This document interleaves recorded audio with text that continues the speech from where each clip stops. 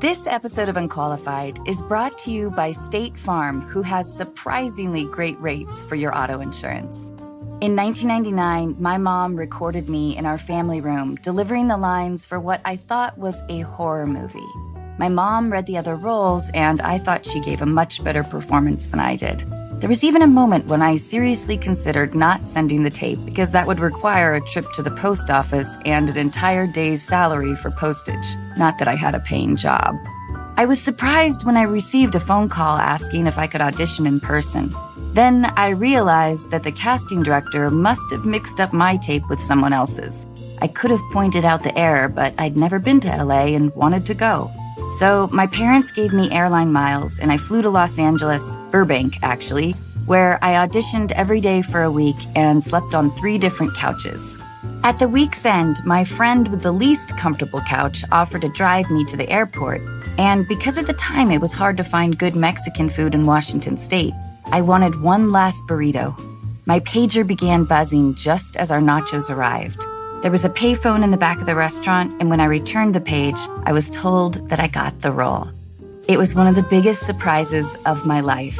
I was also surprised to learn that Scary Movie was actually a comedy. This was after my audition. Speaking of nice surprises, State Farm provides coverage that meets your needs at a surprisingly great rate. Like a good neighbor, State Farm is there. Call or go to statefarm.com for a quote today. Hey, dear listeners, today's guest is actor, comedian, writer, director, producer, and podcaster Paul Scheer. You might know him from The League, Veep, The Hot Wives of Orlando, Human Giant, NTSF, SD, SUV, and Showtime's Black Monday. I just adore Paul, and after you hear the episode, I think you will too. Please keep listening after the interview to hear about some exciting changes coming to Unqualified. And here's Paul.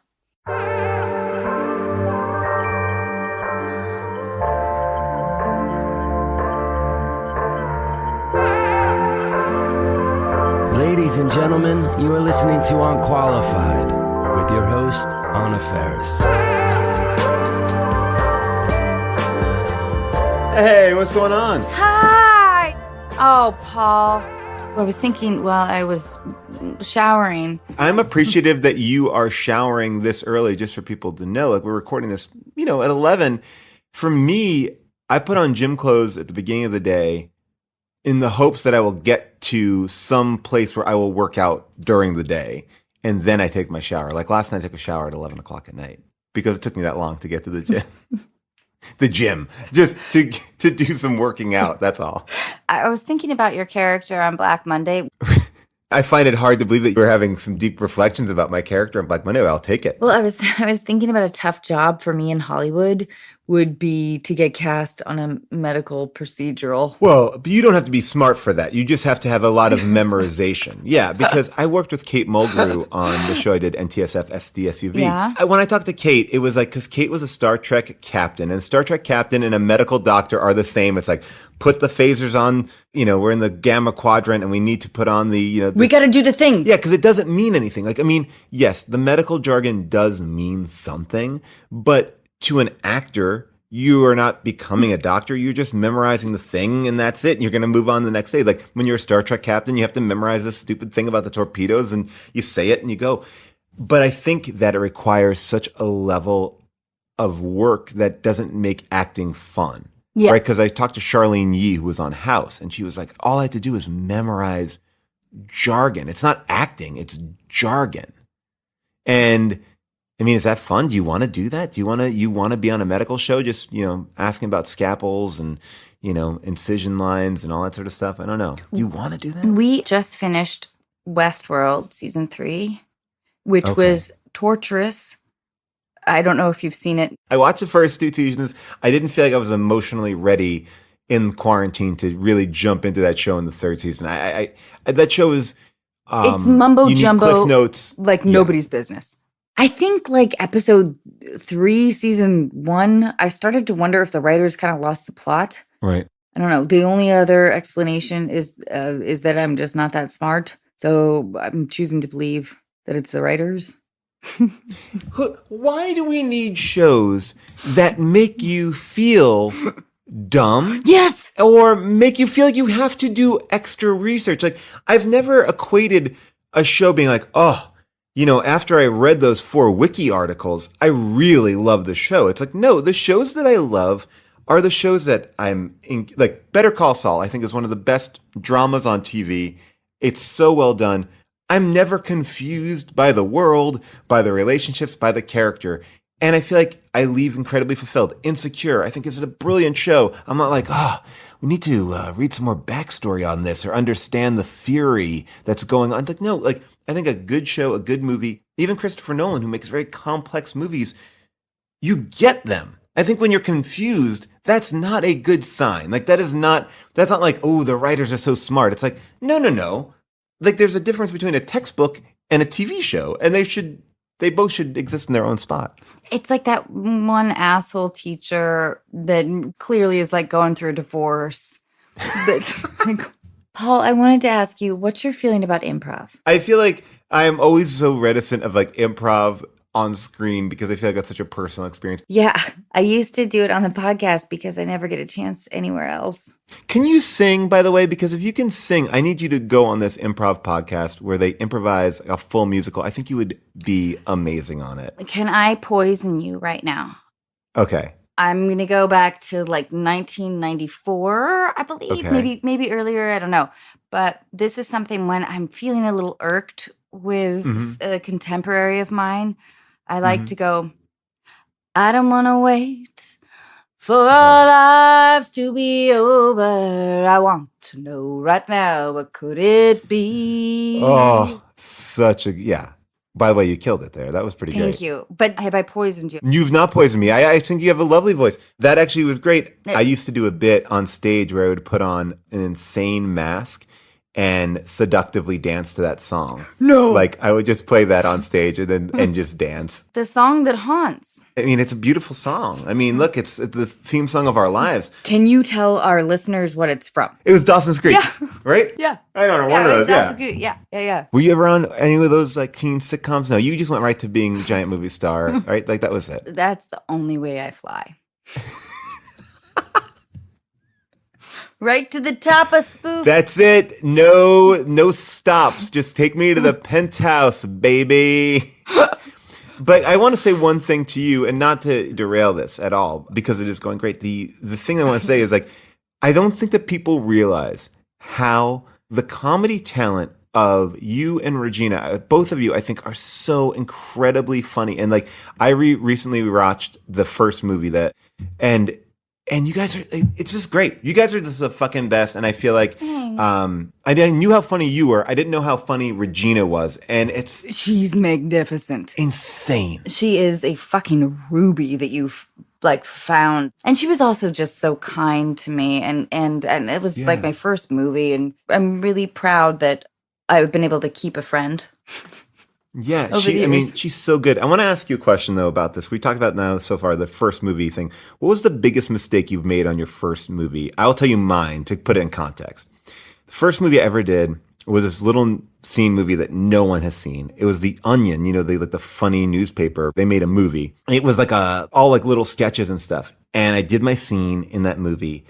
So here's the thing. If you're not in this world, you wouldn't know. And I did not know this either. When you wrap out, like when you're done, when you shoot your scene and you're done, not for the day, but for the completion of the movie, they'll kind of clap you out. They're like, all right, ladies and gentlemen, that's a wrap on, Chet. And everyone claps. So it was my first movie. And they were like, all right, that's a wrap on Paul. And everyone started clapping. And I was like, oh my God, I did such a good job. Like, I really was so incredible. I took it with me. I was like, they applauded for me.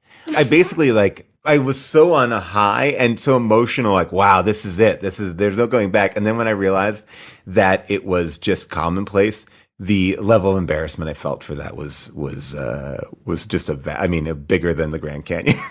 Just like on Scary Movie, I was so terrified. I wasn't getting any feedback and I thought I was going to get fired. And I remember doing a scene and asking my hair lady, because she's a person you're intimate with, at 5 a.m.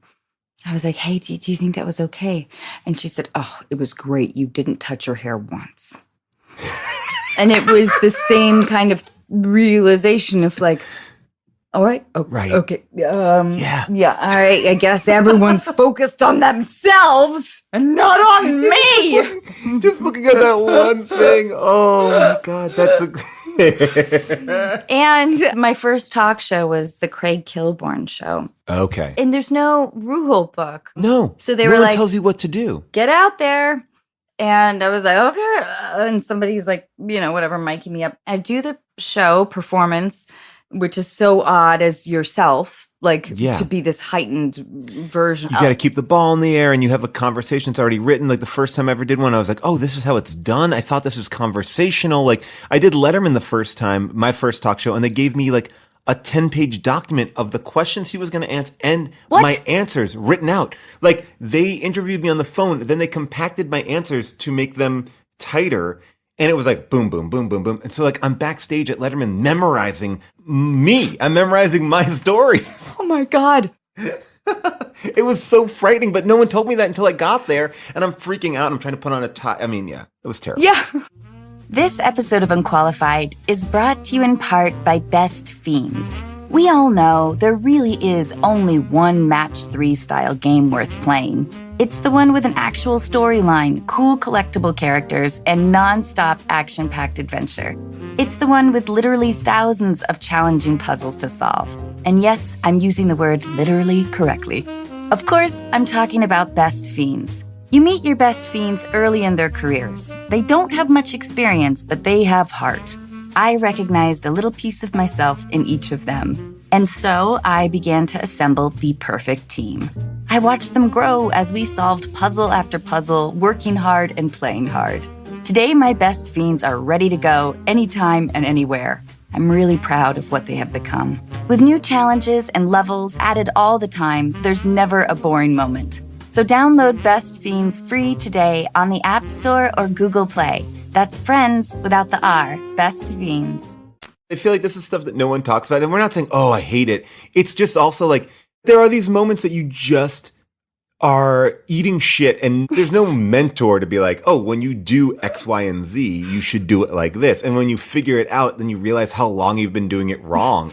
You just are like, here, I'll tell you this. Like for me, I'm a bald man. I kept too much hair on my head for too long until someone was like, why don't you just shave it down to this length? And I was like, oh, that's an option? Like, why for years did no one say that? Like, it's like those moments that you're like, why did I not do this? I feel so stupid.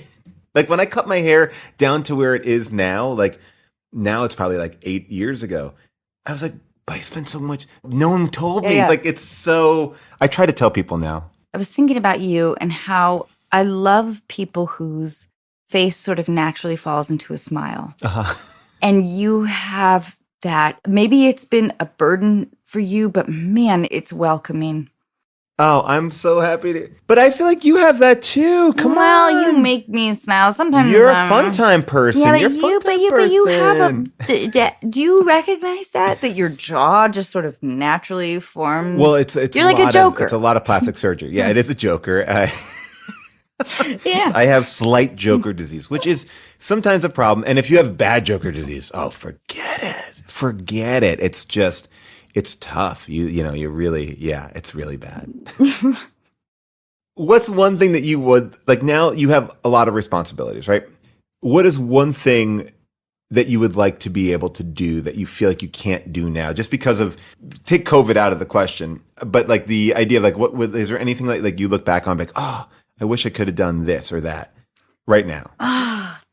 Paul, that's a great question, but I don't know why, like ice skating. Ice skating? I don't know. You can't do that now? But that's not even legitimate. I was just thinking about like the things that my parents made me try that I failed at. Did your parents want you to become like a little ice skater, like that kind of, popping around the rink? No, because my mom didn't want to really drive me, but I also had no passion towards I am severely lacking in coordination. But Paul, I feel like you should answer this question before I do. Oh man, all right. You put me on the spot. I know what it is. I think I would like to really travel the world a little bit more. Like if money was no object and time was no object, that would be something that I feel like I missed out on. Like when I was young and I really had no responsibilities, I was like, oh, I should have just like seen more of the world, because every time I get a chance to go anywhere, whether it's like, Africa or Tokyo or whatever, I think I'm like, this is so easy to get here. Why did I put so many barriers up to explore? And now I feel like with the kids and everything like that, I can do it, but I can't like do it the way that I probably want to. Like, I think there's one thing I would love to do, which is take the Orient Express. Like, I would love to do that. Truly, I've been watching train videos a lot. It feels like the Sesame Street of adulthood during this coronavirus. But Paul, why do you think you didn't?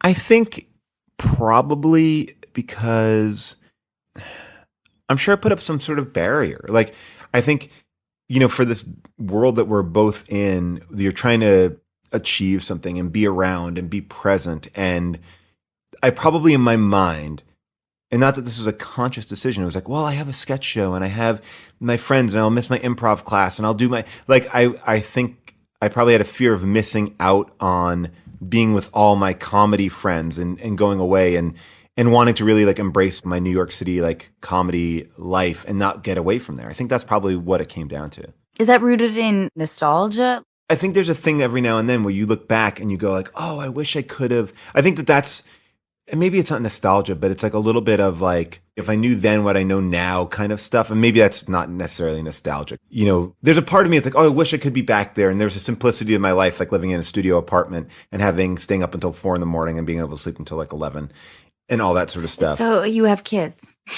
Yeah. But truly, like the idea of romanticizing, we would never have done that if, we're living in New York and like we would have found things to fucking bitch about.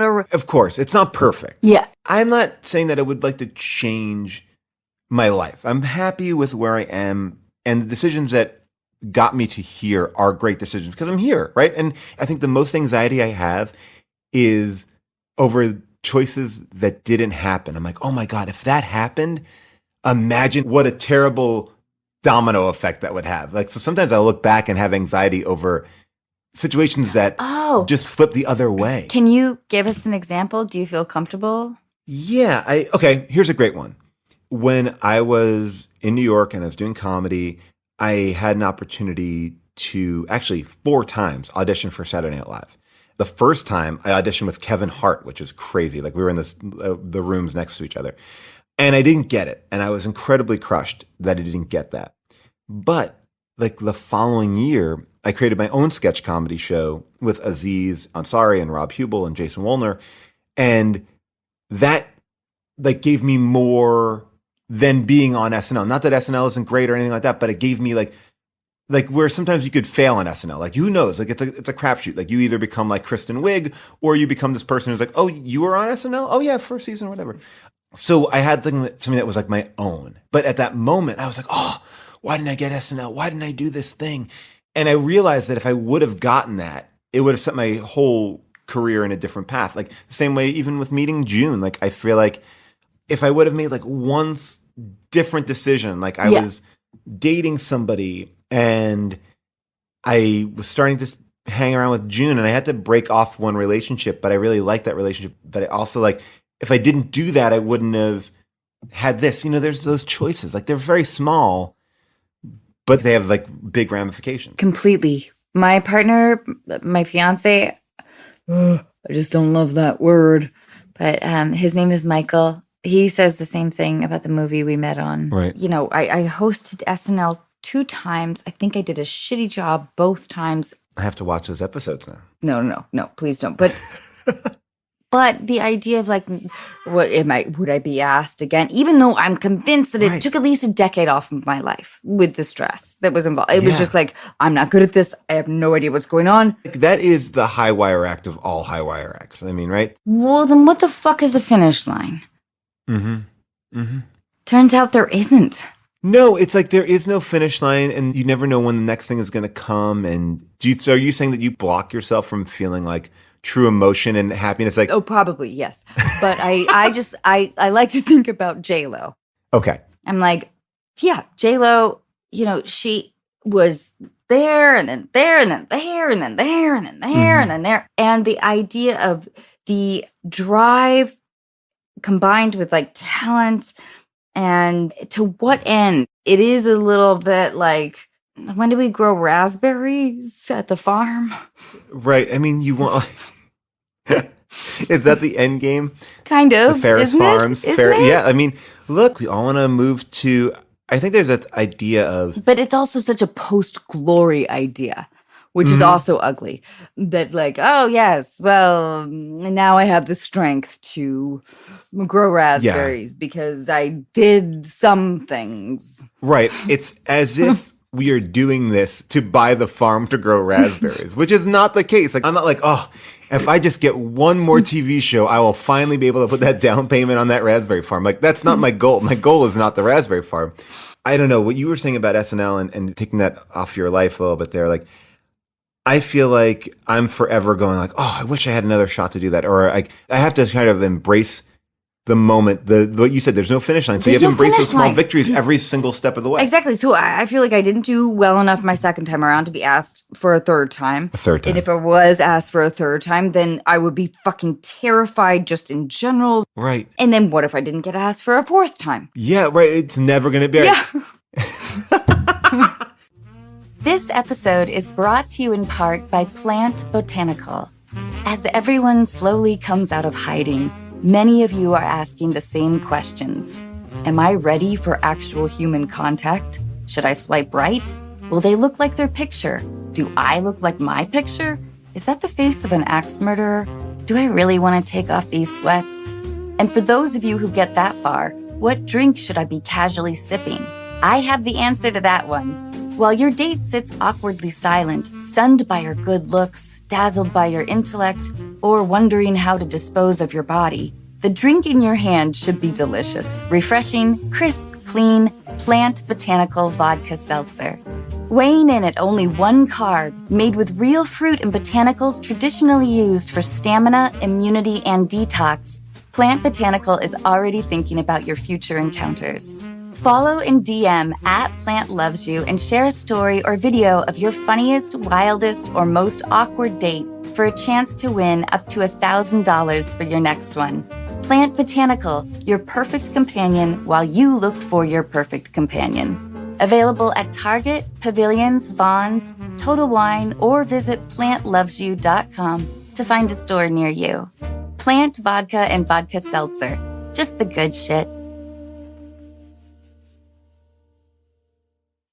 Okay, what is the best or worst advice you've ever been given? Oh, God. I think the best advice that I've ever been given, and I don't know if I take it all the time, is eyes on your own paper. And this is like in every way, like as a parent, in relationships, in your job, in your life, like what kind of car you drive, what kind of, everything. It's like, just worry about what you have in front of you and, compete against yourself. Like, don't compete against other people because, again, it's just going to be unfulfilling because there's so many other variables in other people's work that you can't, you're not on an even keel with anybody. I think those are the things that we have to cling on to in our industry. Yeah. But don't you feel like that as a parent, though, too? It's like you look around like, oh, they did that for their kids. I'm not doing this for my kids. And it's like, okay, but I'm doing these other things for my kids. Like, it's sort of like we're constantly conditioned to look at other people and be like, oh, fuck, I should have done that. Oh, they have that computer. Or like, oh, they have that. Oh, Paul, I think it's so generous that you say that to a fellow parent because, yeah, there's always that feeling of like, shit, we're not doing it, whatever. Like, I yelled at my kid today. I'm a fucking terrible person. I am frustrated with them. It's like we don't give ourselves enough of a break. And I feel like the one thing, I'll give you my piece of advice that I've been going after lately. I used to be concerned about creating perfect days and having a great vacation. And I think now I'm about trying to just create perfect moments because at the end of the day, like if I can just have a few perfect moments, it's going to be better than the stress of creating a perfect day and everything's got to go right and everything like that. And isn't that what we remember? Like, yes, I'm 43. Like, I remember specific moments, my dad taking me on a hike. Yes. Okay. What is a trait you dislike in others? I would say like a lack of exploration and adventure. Like for me, I am very much excited to try new things, to seek out something, like to get a little bit out of my comfort zone. And I feel like I'm often a person who, is trying to do that, and I think that whenever I find somebody that like has a million questions about what we're doing, how we're doing it, and where we're going and what's going to be there, I like kind of just letting the fates take you. Yeah, I'm not totally unprepared, but I just like have somebody who go out of their circle a little bit. So that idea of like not wanting to do that is something I don't like in a person. I think that is a very generous way to frame the idea of closed-mindedness, perhaps. No, I think you're right. I mean, I think a it lack does go of to curiosity. Yeah, a lack of curiosity. I feel like we're always growing. We should be growing. And just, it could be as simple as finding a new place to eat, or just reading something that challenges you that you've never read and confronting your own. I think I've been doing that a lot recently. I mean, I think, there's been a general racial awakening and everyone's on different levels there. And I feel like I've been trying to read more and discuss more and work in groups and do all this sort of stuff. And at points challenging these preconceived notions that I've had. And I've done it with some people, and I could tell like some people are more hesitant to fully dig in, and other people are really there. And I feel like I'm always trying to dig in a little bit more. And I'm sure I have my hesitations too, but yeah. In this like work that I've been doing in this space, and I'm still like a neophyte in it. And I thought I was further along than I was until I realized I wasn't. Like the idea, like, I think first of all, I think white people in general have a hard time articulating thoughts about race. Like that is just like, I think it's a proven fact. Like when it comes to race-based things, they are less articulate. We are less articulate. And I also feel like, I don't know, to me, the only way we're going to get better is by having uncomfortable conversations that are coming from like a genuine curiosity and learning and wanting to be there. Because it's like that. I think that's the only way you're going to get better at anything. Because it's like, I think it's a lifetime journey of just asking questions and learning and adapting and being aware, and that, so I feel like that's overwhelming too, because it's not an easy fix. It's not like, oh, well, if I just do X, Y, and Z, then I'm great. Then I'm totally there. And it's like, I don't think anyone's there. I think it's like a lifetime work to just kind of be cognizant of so many people and things. Yes. The idea of like Atticus Finch, like teaching Scout, like, well, you haven't like learned until you've walked in somebody else's shoes. But that in and of itself now should be reframed. A white man telling his white daughter to be empathetic from a place of privilege. But there is something really interesting about that too, that Atticus Finch moment, because I think what he's saying there to a certain extent, and by the way, it's like he's saying you have to acknowledge race. And you have to acknowledge, like, I think a lot of us have been brought up in this idea of like, I'm colorblind, I don't see color. And I think that is hopefully what people are realizing is not probably the best way to approach racial issues. It's like, no, you have to see color. You have to acknowledge that people are going through different things and have different feelings, and their actions do affect. Like for me, maybe the predominant way that my family brought me up was like, there is no color.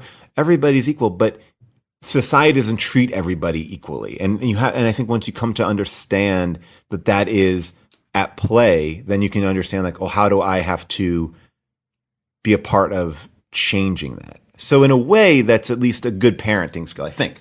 Paul, can I ask you though? Wrong. Let's say you, as Paul, are a junior in high school. Mm-hmm. What made you feel vulnerable? Gosh. I think, honestly, how I looked, like zits, or, how I was dressing. I went to a private Catholic school, and we wore a uniform to go to school. And where was that? In Long Island. Of course, I knew that. No, please. Did all my research. No, but I went to this school, and one of the things about wearing a uniform every day is you don't really have a sense of self, or at least I didn't have a sense of self, because I wasn't getting dressed every day. I wasn't deciding like what I wanted to be. I was kind of in the mold of I'm wearing a white shirt and a tie and a blazer. And you start to, in a way, you have to like struggle a little bit more to find your voice. Yeah.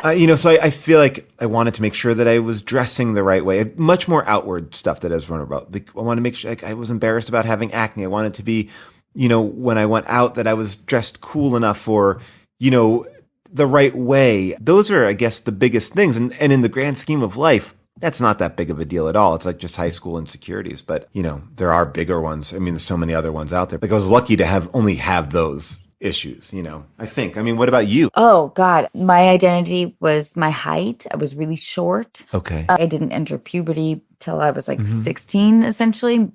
So the idea of like being accepted was it's just normal high school stuff that feels in those formative years traumatizing and shitty. Oh, yeah. And there's a reason why those 4 fucking years sort of haunt you because they're like the times maybe we're doing it all wrong. No, but you're trying to figure out who you are. You're trying to fit in but be unique. You're trying to, in many respects, hopefully go to a good school or, figure out what you want to do in a way. In a small way, like, we're being forced to pick schools and, wrap our minds around, where we want to live our lives, even though it's, for a couple months out of the year. There's a lot of things at play. There's so many things. And then for people, we're obviously on one tier and there's other people who like, maybe they can't even go to school. Maybe they don't want to go to school. Maybe they have to, they're working their asses off. Like, I had a job, but it wasn't necessary for me to have a job, but I did have a job. But, people who have to work even harder to come home and be a support part of the family. It's like, it's such a, all that on top of just fucking being in high school. This episode of Unqualified is brought to you in part by Intuit, powering products like TurboTax, QuickBooks, Mint, and Credit Karma. Intuit works for what you work for, and it was only recently that I found out they were working for me. I've been using QuickBooks for years and more recently began using Mint, which is an easy way to create monthly budgets. It was a bit surprising to realize how much I could save by learning how to make coffee.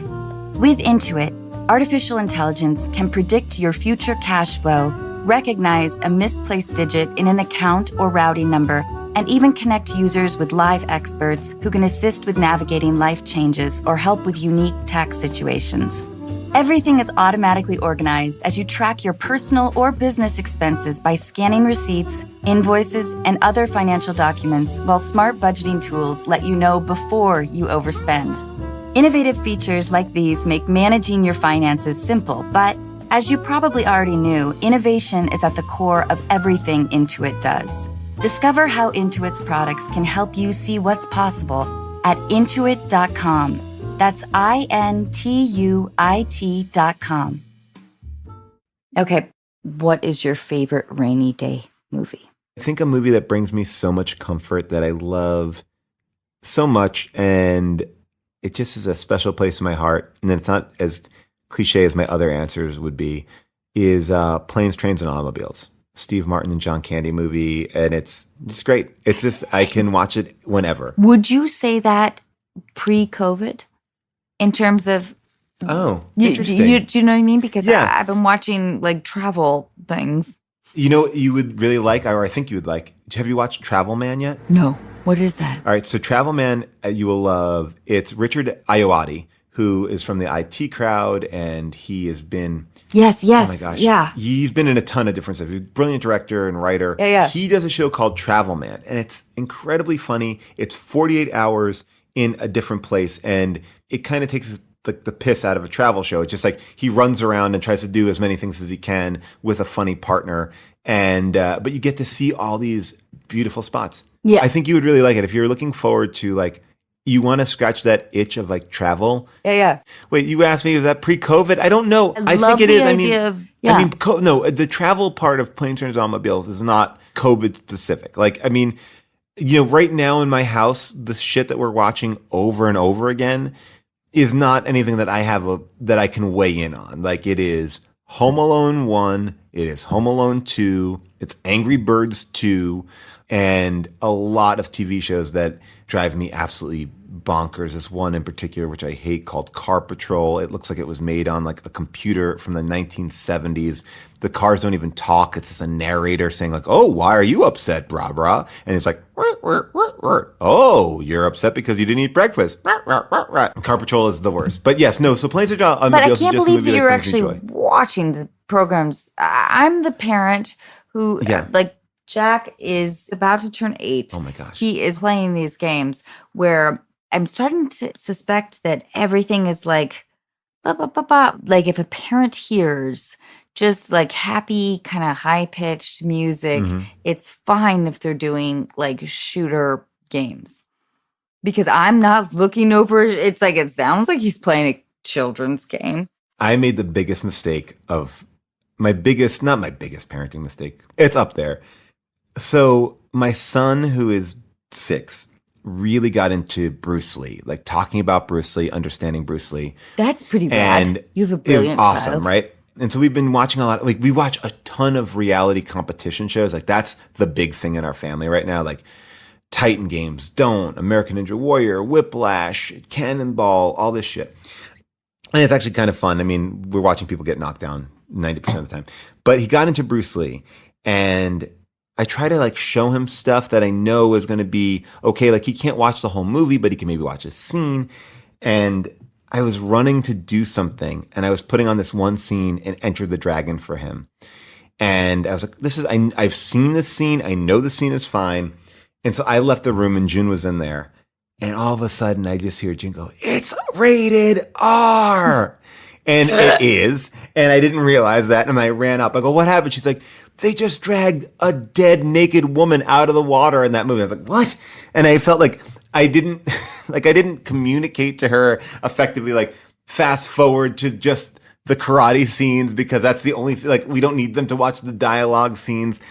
And so, yeah, basically I had my child watch like a snippet of a violent rated R movie, and I just felt awful about that. Yeah. All right. To whom would you most like to apologize? Oh, wow. I know. That's a really good it's a tough question. And you can pass if you'd like. No, I don't want to pass. I want to just like give it the due diligence of like really thinking about it. And I want to kind of take it out of like career stuff, because I feel like that's like, it's not as worthy. You know, I'm getting like all these things in my head about, you know, relationships that I've had. And I guess maybe because we're talking about high school, I wasn't a mean kid. That wasn't my thing. Like I wasn't like a bully or anything like that. But I think, you know, there's always these moments where you feel like, oh, I could have done. I mean, it's so funny because right now you're asking me that question, and I'm like, I live my life and going, oh, I wish I didn't say that. Oh, I hope I didn't offend that person. I hope that is a core part of my makeup, right? But now I'm trying to think like, where did I do this on a major level? Where have I really fucked somebody over, or where have I really, you know, treated someone badly? Oh, man, I'm stumped. I'm really stumped. I'm sorry. Like I would give you. Don't worry. I would give you that answer. Truly, I know you would, but I know that there are a lot of people in my life that I would like to apologize to, but I can't even confront it a little bit. So I feel it. Yeah. You know what? How about this? Yeah. I'll say this. I've tried very hard to confront a lot of things. And I think one of the things I'm learning to do a lot more in my relationship, like with June, my wife, is to apologize, right? I think there's sometimes a stigma about apologies, and we see it like in the media so much. When people do something wrong, they have a hard time crafting an apology that is appropriate. And maybe it's the lens in which we want to look at things, but it's hard to admit your shit, right? Admit your shit and apologize for it, because I think you're like making yourself guilty in some way. And I got an email from a girl that I had dated before June, and it was basically asking me to go get coffee like years later, like 8 years later. And I mishandled that relationship really badly. Like not like dumb badly, not like traumatic badly. And we had this like coffee to talk around the relationship, about the relationship. And it was a really like kind of therapeutic thing because I was able to, I mean, I think we all don't want to feel like assholes. We all don't feel like pieces of shit, but like sometimes we are. And it's just, and what does it cost you to apologize? If you mean it, like you do, like, you know, and it's like we had this moment, I had this really nice moment with this person. And I'm so glad that I did because I always felt really guilty for ending it the way it was. I was incredibly mixed signals. I was a mess. And I think I led this person on. And so it was the most uncomfortable coffee ever. It wasn't like, oh, that was great. But like the after effects of it were really great. And I think like, you know, going through therapy and stuff like that, I'm talking to even my mom and my dad at points, and they'll only go for as far as they can go. But it's never too late to kind of have a conversation where you kind of unearth stuff. It's like, I think there's a fear of like, oh, if I bring that up, will that make everybody upset? But I think sometimes it's worthy just to kind of check in and apologize and be there. I don't know. That's a great answer, Paul. It's a tough question, right? It's unfair because you're more honest than most of our guests. So that always felt like a go-to question a little bit. No, I like what you're saying. It's like, well, what I didn't take into account is that how honest and thoughtful you are. It's not an unfair question. I wish, like, I really would have to think, like, here's what I will say. I'm trying to get to a place where I can be less defensive when I do upset people, right? When I do make a mistake. And I think just going back to the world that we're in right now, besides the COVID, we're going through like a racial awakening. I think we've gone through an embracing of how misogynistic this world is and how people can be treated badly. I think for me, like a really eye-opening thing, and I think when I look back at myself, like when I look at myself 2 or 3 years ago, the lack of knowledge I had about trans culture is like shocking to me. Like I'm just like, oh my God. Like, and I definitely used terms that were not the correct terms, and never in like I was never like, I was on stage, you should hear this bit that I have. But it was just more like I'm blown away by the stuff that I didn't know. And so I'm very much open to, I guess, trying to fix those things in myself and looking at myself and going, I don't want to be that same person. And this one quote that I love from the Beastie Boys documentary that has been, you asked me before about advice, like what's a great piece of advice? And this is a saying that has been in my head so much in the last couple of months, which is they're doing this documentary with the Beastie Boys, and they had this song called like Girls, and it's a super misogynistic song. And they kind of talked about how that song went from being like a parody song to actually an anthem for people, and they feel really guilty about it was an anthem for people. And now they've done so much work in all these amazing spaces to kind of show that they've grown. And the quote was, you know, well, how could you say that when you're the person who sang Girls, 20 years ago? And he said, like, he goes, I'd rather be a hypocrite than the same person I was 20 years ago. Yeah. And I feel like that's kind of like a thing that I've been thinking about a lot. It's like, I'm not going to beat myself up, but I'm also going to like acknowledge that I did make these mistakes, and I'm going to try to go forward. Yeah. But Paul, part of the thing is too, like, I love that song. I love the Beastie Boys. And, sure, me too. And to me, it felt like, oh, this is clarification on how we're perceived. So how the fuck do I like, all right, I like it. Like, how do I own the idea of my perception? If that was cloaked from me, right, that would be even more frustrating. I don't mean to get so animated right now, but no, I love it. I see. Yeah, but I don't know if I'm correct, but that's how.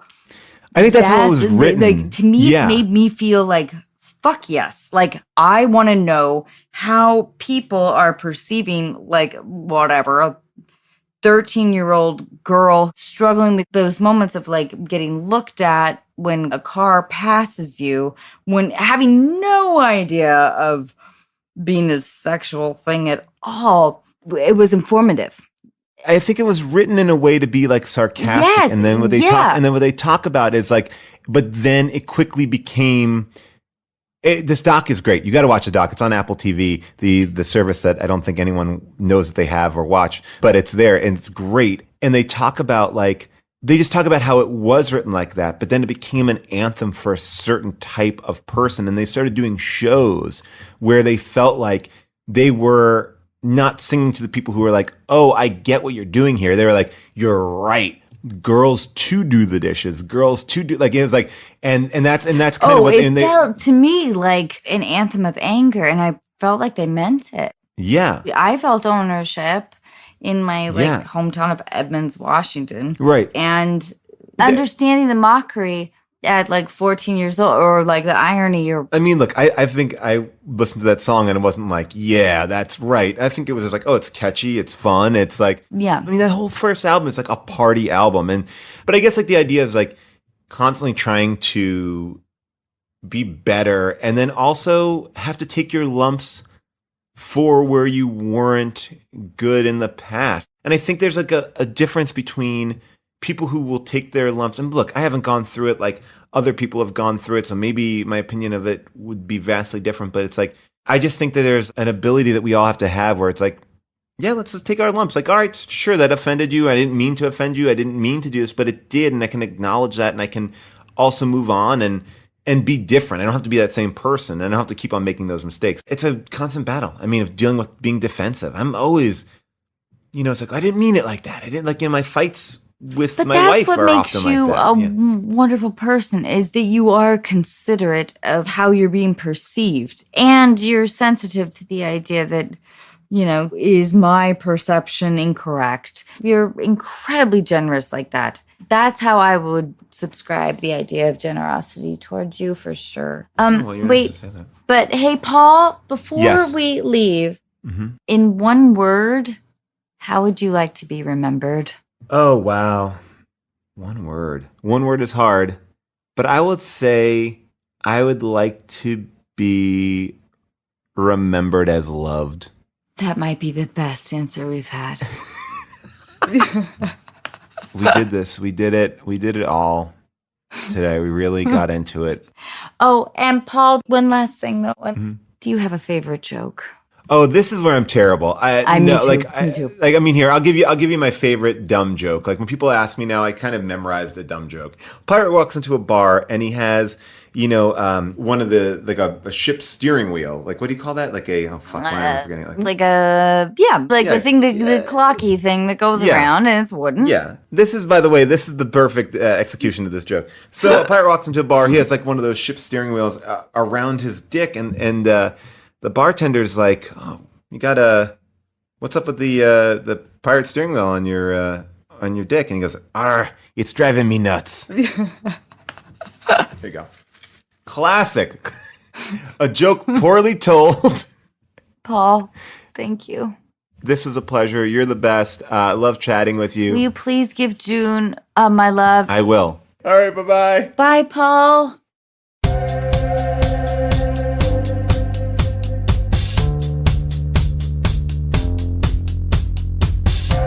Hey, dear listeners, I wanted to say thank you so much for listening to this podcast. Thank you for being a part of Unqualified. I can't believe we've been doing this for 5 years. It really goes by in a blink.